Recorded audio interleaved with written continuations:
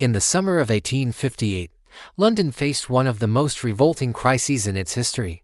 The River Thames, the city's main waterway, had become a slow-moving soup of human waste, animal carcasses, industrial chemicals, and rotting debris. For decades, London's aging sewer system had simply emptied into the river. As the city's population exploded and flushing toilets became fashionable, the volume of waste pouring into the Thames grew at an alarming rate. Every tannery, slaughterhouse, and brewery used the river as a convenient open sewer. At the time, the dominant medical belief was the miasma theory, the idea that diseases spread through foul-smelling air rather than contaminated water. So when cholera outbreaks repeatedly struck London in 1831, 1849, and 1854, killing tens of thousands, people blamed the stench itself, not the water they drank. This misunderstanding allowed the problem to fester, quite literally, for years.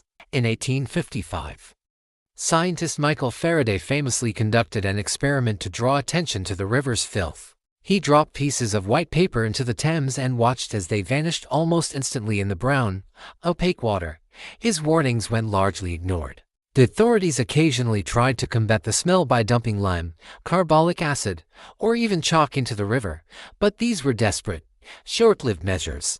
Then came the summer of 1858. London baked under a relentless heat wave, with temperatures soaring to over 34 degrees in the shade. The river's water level dropped, exposing thick layers of sewage that baked and fermented in the sun. The stench became unbearable, seeping through the streets and directly into the Houses of Parliament. The members of Parliament tried draping curtains soaked in chloride of lime over the windows. They tried closing the building entirely. Nothing worked. The smell was so overpowering that some members proposed relocating Parliament away from London altogether. It was this moment of sheer desperation that finally spurred action. The man who rose to meet the challenge was Joseph Bazalgette, chief engineer of the Metropolitan Board of Works. Bazalgette had a bold vision.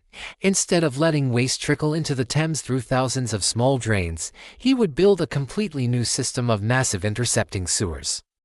These underground arteries would collect the city's sewage and carry it far downstream, well beyond the heart of London, before releasing it into the tidal Thames. Work began in 1859.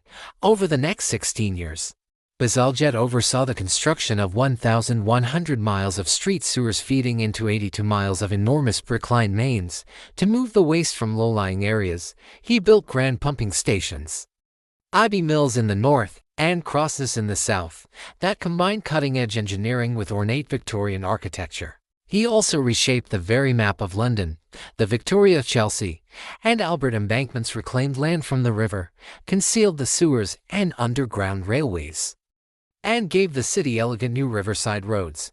By 1865, the southern outfall was opened by the Prince of Wales, and by 1875, the system was fully complete. Bazalgette, thinking far ahead, had designed the sewers to handle the waste of 4.5 million people. Even though London's population at the time was barely 3 million, that foresight has proven invaluable. His system still serves more than 8 million Londoners today.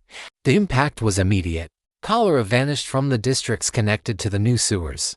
The riverbanks, though still industrial, were no longer lined with foul-smelling effluent. Historians credit Bazalgette with saving more lives than any other Victorian public official. His work wasn't glamorous, but it was transformative, and it stands as one of the great public health achievements of the 19th century.